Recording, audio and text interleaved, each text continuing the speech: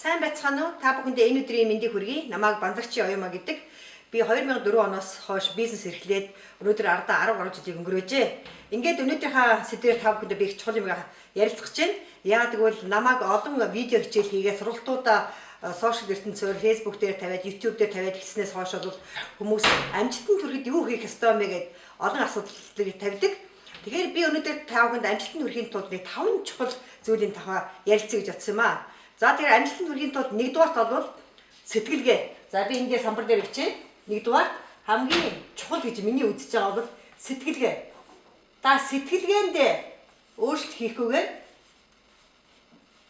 ялангуяа бизнес салбарт амжилтанд хүрэх гэдэг бол их хүндрэлтэй асуудал гэсэн. Тэгэхээр сэтгэлгээндээ өөрчлөлт хийхэд бол юу хийх ёстой вэ гэхээр хамгийн түрүүнд та өөрийнхөө орлого, зарлага, актив, пассив гэж юу вэ гэдэг дээр танд өнөөдөр ямар санхүүгийн хөрөнгө байна, танд ямар үндсэн хөрөнгө байна, танд ямар акци байна, ямар бизнес байна, ямар үйл хөрөнгө байна, ямар акц байна, ямар ашгаа өгдөг бизнесийн хэлбэр нь өөрөөр хэлбэл таны карманд юм өгдөг, ашиг өгдөг, мөнгө өгдөг, мөнгөний урсгалыг бий болгодог юу байна вэ гэдгийг өөрийгөө асуух хэрэгтэй. Нэг зүйл бол тодорхой. Бусдын төлөө ажиллаад бол та хязгаарч байчихгүй, хязгаарч эдийн засгийн хэрэгчлэн хөрөхгүй гэдэг нь энэ тодорхой юм аа. Та өөртөө эзэн багтай, өөрөө баялагийг бүтээх хэрэгтэй, өөрөө хийж бүтээх хэрэгтэй. Тэгэхээр жишээлбэл олон компаниудад олон хүмүүс ажиллаж байна, олон хүнсний ажилчид байж байна те. Тэгэхээр тэр хүмүүс бол яах вэ гэхээр мэдээж тодорхой энэ бол хязгаар нэгэн тэтгэврт ирнэ, хязгаар нэгэн тэтгэврийн орлогыг хараа суух ийм нөхцөл бүрдчихдэг юм аа. Тэгэхээр та хамгийн түрүүнд яг сэтгэлгээндээ өөрчлөлт би өөрийнхөө төлөө ажиллах ёстой юм байна. Өөрийн хөрөнгийг, өөрийн бизнесийг, өөрийн активыг бий болгох ёстой гэдэг энэ том өөрчлөлтийг дахиад юундаа хийх хэрэгтэй. Магадгүй өнөөдөр олон залуучууд бизнес эрхлийг бодоо явж байгаа болохоос яг юунаас эхлэх вэ, яах ёстой гэдгийг маш сайн мэддэг. Харьцангуй залуу үе бол өөрчлөгдөж байна. Өнөөдөр 17 настай тэр хүмүүс байна. Өнөөдөр 20 эдтэй мундаг бизнес эрхэлж байгаа, олон улсад эрхэлж байгаа ийм хүмүүс байж байна. Харьцангуй бизнесийн ертөнцид залуужж байна. 20 30 жилийн өмнөх магадгүй Монголд эхэлж ирсэн бизнес бол яг дандаа офлайн тэр үед бол интернет сайн хөгжөөгүй байсан. Тэхийн тулд бол том бизнес хийхэд бол маш их хөрөнгө оруулалт хэрэгтэй байдаг. Өнөөдөр ч гэсэн та уламжлал аргаар бол том бизнес хийхэд тулд магадгүй та нэг том сүлжээ ресторан бий болгох юм уу? Эсвэл та нэг том компани байгуулах, барилгын компанид хүч сориход бол яг маш их хөрөнгө оруулалт хэрэгтэй. Тэгэхээр танд хамгийн 20 дугаар зуунд мэдээлэл ирнэ. Ямар мэдээллийг ашиглаад би хурдтай бага хөрөнгө оруулалттай бизнес босгож ирэх вэ гэдгийг бодох хэрэгтэй байна. Тэгэхээр энэ бас сэтгэлгээ. Хоёрдугаар зүйл бол нэг нь та сэтгэлгээ байгаа та хийхийг хүсэж ирмэлцжээвэл хамгийн түрүүнд нэг зүйл бол энэ бол хариуцлага буюу сахилга. Би энэ дээр бичээдгийг хариуцлага. Тэгэхээр олон хүмүүс гадаа гараад олон хүмүүсээс асуухад би үнэхээр баяжиг хүсэж байна. Би эдийн засгаа зохицуулмаар байна. Надад мөнгө байхгүй. Та өнөөдөр сарын $5,000 дээш орлоготой болох $10,000 дээш орлоготой болохыг хүсэж байна гэж асуухад ихэнх хүн хүсэж байна гэж хэлдэг. Хүссэн мөртөө тэрний төлөө үйлдэл хийдэг. Тийм учраас хамгийн түрүүнд та хариуцлага буюу өөрийнхөө амьдралыг та өөрөө гартаа авах нэ. Энэ бол миний амьдрал. Энэ хорвоо дээр би амьдрахтаа өөрийнхөө зам мөрийг үлдээгээд өөрөө хийж бүтээх ёстой. Миний өмнөөс хинч хийх ёсгүй гэдэг хамгийн түрүүнд ухаарна. Тэгээд хариуцлага дээр нэмээд та яах вэ? Сахилга баттай байна. Сахилга бат гэж юу гэдэг би энэ дээр хариуцлага дээр нэмэх нь бүр энэ дээр гэвчээ. Нэмэх нь сахилга бат. Энэ хоёр бол хамтдаа явна.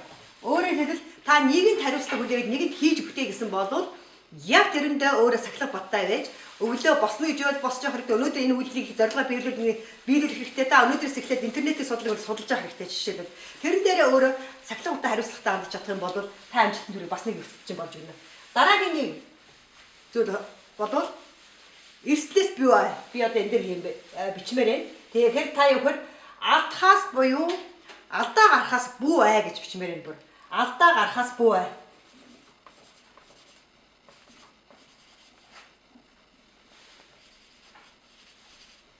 Бүү ай. Энд дээр бүр би бичээгүй. Яагаад энийг хэлж байгаа юм бэ гэхээр алдаа гаргаагүй амжилтанд хүрсэн нэг ч хүн байдаг юм аа. Энэ дэлхийн тэрбумтуугууд, энэ дэлхийн амжилтанд хүрсэн олон хүмүүс бол дандаа алдаан дээр суралцж алдаа гаргаж ич гэж амжилтанд хүрсэн. Тэгэхээр хоёр төрлийн хүн байдаг байхгүй. Нэг төрлийн хүн юу гэхээр чинь маш их сурж болцохыг хүсдэг, маш их судалгаа хийдэг, судлаад байдаг, үзээлдэг, сургалтанд яваад байдаг, хайгаал байдаг. Ингээд за би алдаа гаргах чухал уу гэдэг ингээд эрслээс айгаа суугаад байдаг. Тэгэхээр эрслийг даван туулж чаддаг, эрслийг тооцож чаддаг, эрслийн ард гарч чаддаг хүмүүс бол бизнес ертөнцид бас амжилт хүрдэг юм аа. Тийм учраас бол та аливаа юм хийхдээ шууд Санаа орж ирсэн бол гүйцэтгэе авчих. Санаа орж ирсэн бол гүйцэтгэе авчих. Гүйцэтгэлийн явцдаа та яах вэ, дараа нь ямар шийдвэр гаргах вэ гэдгийг чинь харагдаа авчина.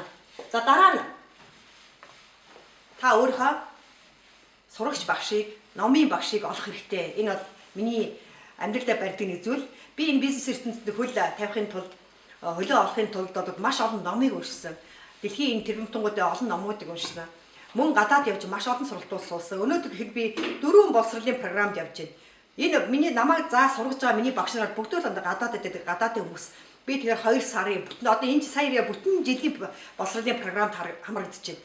Тэр та ч гэсэн ямар нэгэн тарих оюундаа хөрөнгө оруулалт хийх, мэдлэгтэй хөрөнгө оруулалт хийх боловсролын програмд хамрагдах хэрэгтэй. Тэхийн тулд таныг чиглүүлэх сургадаг ийм бизнес дасгалжуулагч юм уу, бизнес багш ч юм уу, ийм чиглүүлэгч амжилтанд хүрсэн тийм хүн байх хэрэгтэй. Тэр хүнээс л их юм зүйлийг суралцаж болно. За 5 дугаар нэг зүйл бол орчин үед мэдээллийн бизнес хийхин тулд бид нэр юуг ашиглах хэрэгтэй юм бэ? Энэ бол яа харахгүй интернет хамгийн дүт, хамгийн хурдтай, хамгийн хялбар агуул та интернетэд маш мундаг зэвсэгтэй болох хэрэгтэй. Интернетэд маш их өөрийгөө боловсруулах хэрэгтэй. Маш их мэдлэгээ нэмэх хэрэгтэй. Яагаад гэвэл өнөөдөр интернетэд та нар ороод судлаад үзэх юм, Google-аар хайгаад үзэх юм, YouTube-ээр хайгаад үзэх юм бол 13 настай хүүхдүүд хүртэл интернетээр яаж интернетээр ажиллах уу гэдгийг хичээдэг заагаад өнөөдөр аав ээжээс илүү орлогыг олж байна. Тэгэхээр бидний нэг аттай юм нь юу гэхээр энэ онлайн ертөнцийн сошиал ертөнц гэдэг бий болсон. Ихэнх хүн энэ ертөнцид сууж байна. Өнөөдөр зургт үзэж байгаа хүн ховор болж байна. Интернетээр орсон хүмүүс нь хамаагүй их болж байна. Хэдэн тэрбум хүн тэр дотор одоо үйлчлэгээ аваад сууж байна. Тэгэхээр та бол энэ ертөнцийг сайн судлаад энэ дээр яаж ажиллах арга олох юм бол бас бизнес хурдан амжилтанд хүрнэ. Ингээд би өнөөдөр та бүхэндээ амжилтанд хүрэхин тулд бизнесийн салбарт өнөөдөр мэдээллийн эринд амжилтанд хүрэх юм бол хүрэхин тулд юуг анхаарах ёстой энэ 5 зүйлийн тухай ярилцлаа. За ингээд анхаарал тавьсанд баярлалаа. Түр баяртай.